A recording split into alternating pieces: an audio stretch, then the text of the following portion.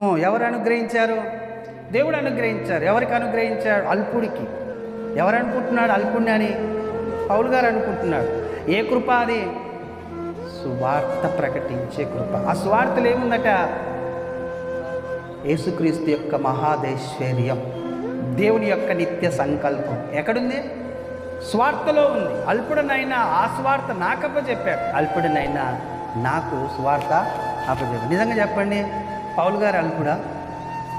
పౌలు గారు దేవుని దాంట్లోకి రాకముందుకు ఎవరో తెలుసా? పరిసయ్యుడు. పరిసయ్యుడు అంటే అర్థం ఏందో తెలుసా? గ్రంథాన్ని బోధించేవాడు.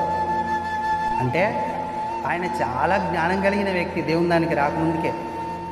కానీ దేవుని దగ్గరకు వచ్చేసరికి ఆయన ఏమంటున్నాడంటే, అల్పుడను నేను, నాకు ఆ ధర్మశాస్త్రం యొక్క విధులు కాకుండా దేవుని యొక్క నిత్య సంకల్పాన్ని, యేసుక్రీస్తు యొక్క మహాదైశ్వర్యాన్ని ప్రకటించే భాగ్యం నాకు కలగజేస్తాడు. ఎవరు? దేవుడు.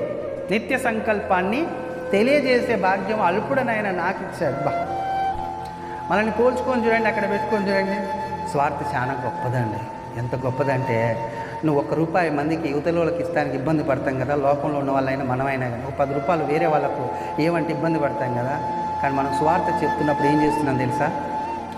నిత్య సంకల్పాన్ని, మహాదైశ్వర్యాన్ని పంచిపెడుతున్నాం.